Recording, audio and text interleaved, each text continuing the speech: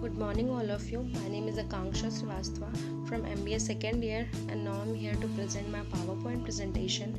And my topics are International Human Resource Management and Universal Human Values. So, firstly, we'll talk about the International Human Resource Management. So, International Human Resource Management or IHRM can be defined as a set of activities targeting human resource management at the international level. It strives to meet organizational objectives and achieve competitive advantage over the competitors at national and international level. So here is some importance of IHRM. So IHRM sustain high productivity. IHRM maintains the firm's financial position. IHRM provide the competitive advantage, and IHRM is value creator. So here is the models of IHRM. So IHRM has basically three models: HR activities, types of employees, and countries. So HR activities, the wide activities of procuring, allocating, and utilizing. And the second one is type of employees. In IHRM, employees has basically three types: home country nationals, host country nationals, and third country nationals. So home country nationals are the employees of the organization, and these are the citizens of the country where the headquarters is located. And the host country nationals are the citizens of the country where the subsidiary is located. And the third country nationals are the person whose nationality is different from that of the firm and the country in which the firm is operating. And third one is the countries. So there is a three type of countries: home country where the headquarters is located, host country where the subsidiary is located, third country who is the source of finance and human resource. So here is the staffing practices in IHRM. So before talking about the staffing practices in IHRM, we'll know about what is global staffing. So in the IHRM, international staffing is concerned with the recruitment and selection of both expertise and also the host country nationals or home country nationals where the subsidiary is located. There is the four type of practices in global staffing: ethnocentric, polycentric, geocentric, and regiocentric. So firstly, we'll talk about the ethnocentric staffing approach. In ethnocentric, companies hire management from home country or had the same nationality. In polycentric, company hire management employee from the host country. In geocentric, company hire any person but suited for the job position, regardless of employee's background, culture, and country of origin. In regiocentric, managers or employees are selected from different countries lying with the geographical region of business. These are the four approaches of global staffing. So after this, we'll discuss about the process of global staffing. So here's the process of global staffing. There are 6 steps in the process. The first one is human resource planning. So human resource planning is the first step of staffing, is understood as the process of forecasting an international organization's future demand for a supply of the right type of people in the right number. And the second step is recruitment and selection. So recruitment is the process of attracting people to apply for job vacancies, and selection involves the identification of the most suitable person for a pool of applicants. And the third step is training and development. After selection, the next step is train and develop the new hires, particularly for those who are expected to be posted overseas. And the fourth step of the process is performance management. Performance management is a mean of performing superior performance by communicating expectations, defining roles within a required competence framework. Or we can say performance management is a process of managing the performance of the employee in the organization. And the fifth step is compensation. So an organization's remuneration or compensation system is the usually mean by which employees' reward are planned and administrated. And here the last step of the process is employee relation. So employee relation refers to a company's efforts to manage relationship between employer and employees An organization with a good employee relation program provide fair treatment to all employees, so they will be committed to their job and loyal to their company. It is the international recruitment. So we'll talk about the international recruitment. International recruitment is a method or a term of seeking of personnel to fill specific position in which can't be filled with qualified candidate from national supply by extending the search beyond national boundaries. Or we can say international recruitment is a process of recruiting the employees beyond the national boundaries. So here is the methods of the international recruitment.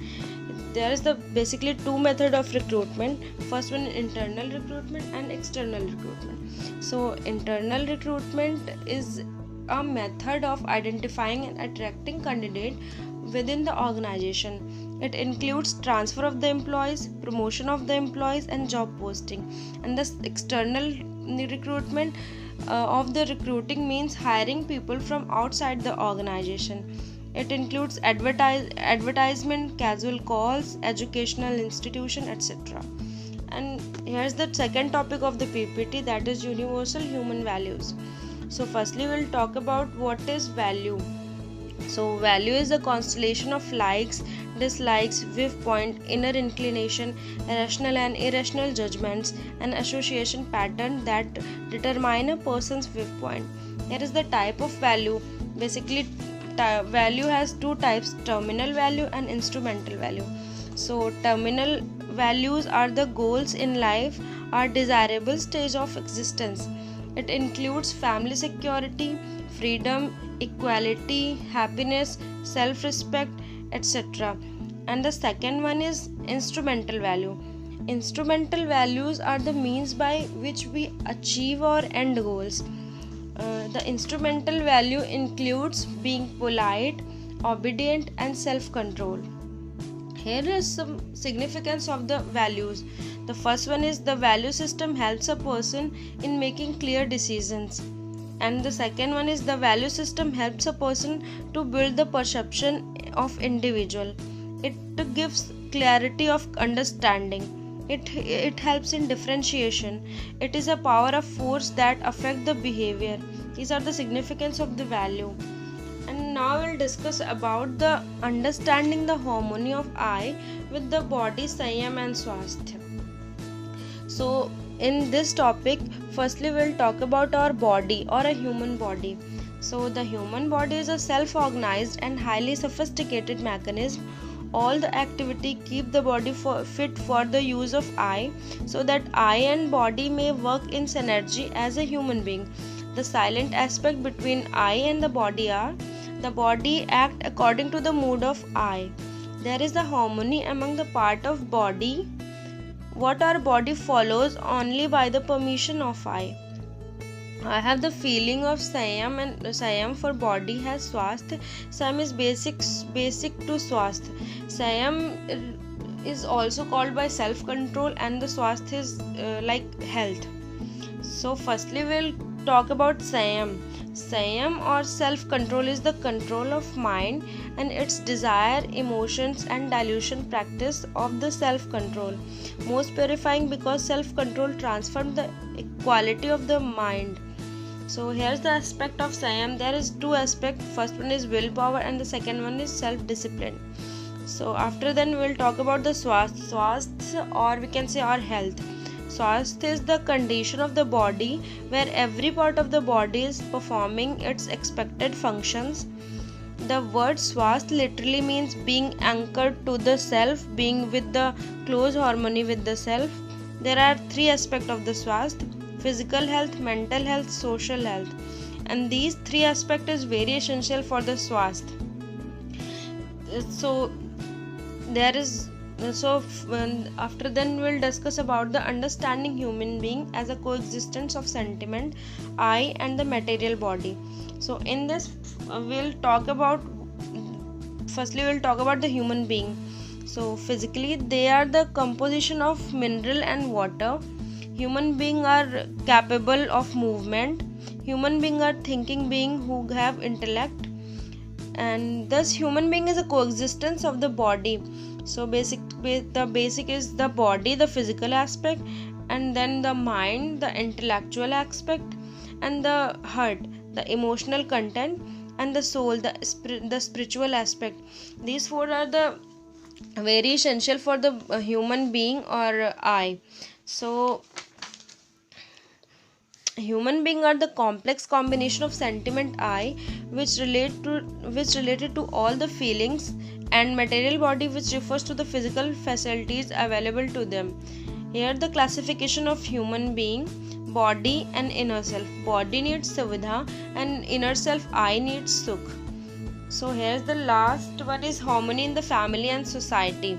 So firstly we will discuss about harmony in the family. So harmony is very essential for any family or the society. So the family is the basic unit of human interaction. It gives us both roots to hold, wings to fly. It is not surprising that children who grow up in a happy family are more successful and will adjust in life. And after then we'll discuss the harmony in the society. So society is the body of individuals outlined by the bound of functional interdependence, possibly comprising characteristics such as national or cultural identity. And here is the some importance of harmony in the family and society. So parents are very important element of the family. Parents are the real role models of the kids. So children need strong emotional support along with the monetary support. A healthy family environment is very essential requirement for a well-knit family. Own generation like grandmother, grandfather are real assets of the family. Right understanding is necessary for the human being. So after this we'll discuss